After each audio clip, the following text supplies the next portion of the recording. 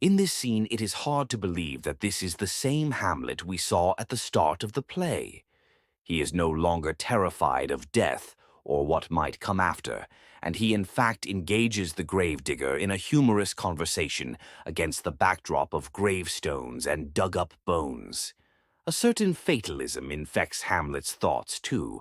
He has escaped death several times up to this point, but realizes that death turns even Alexander the Great and Julius Caesar to dust. It has been noted that the gravedigger may be the only truly happy character in the play because he lives life on its own simple terms, without inordinate fear of life or death.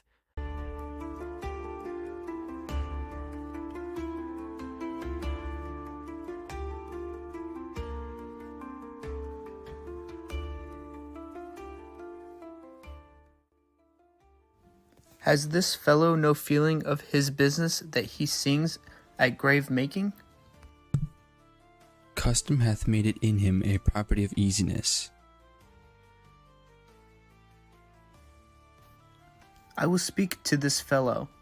Whose grave's this, sire? Mine, sir.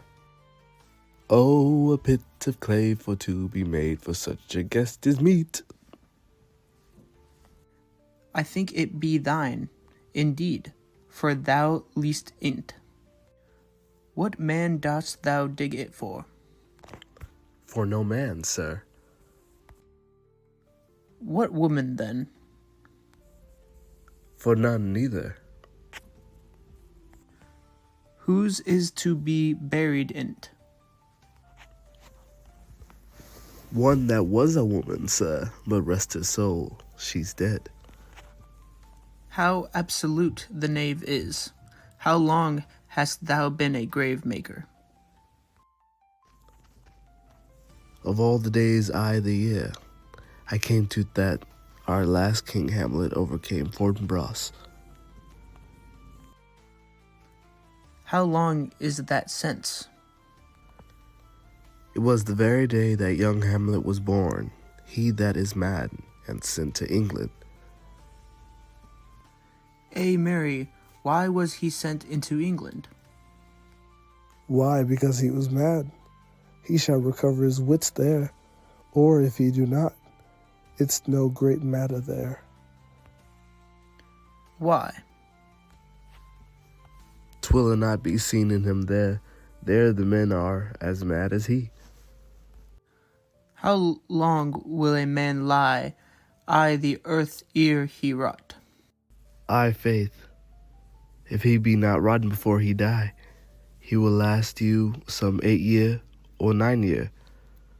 A tanner will last you 9 year. Why he more than another? Why, sir, his hide is so tanned with his trade that he will keep out water a great while, and your water is a sore decayer of your horse undead body. Here's a skull now. This skull has lain in the earth 23 years. Whose was it? A horse and mad fellow it was.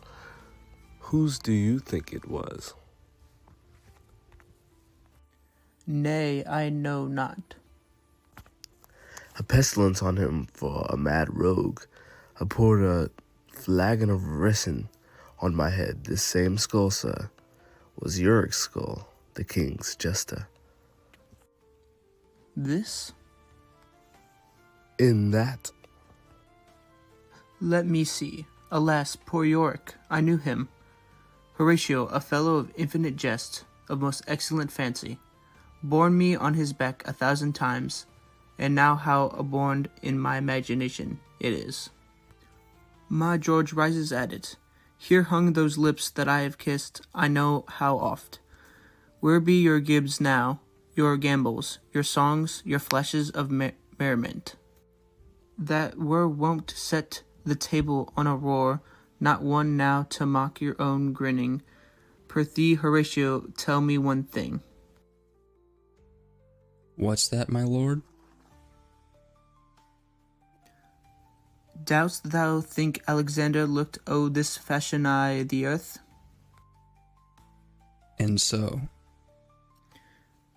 To what base uses we may return, Horatio? As thus Alexander died, Alexander was buried. Alexander returned into dust. The dust is earth. Imperious Caesar dead and turned into clay. Might stop a hole to keep the wind away.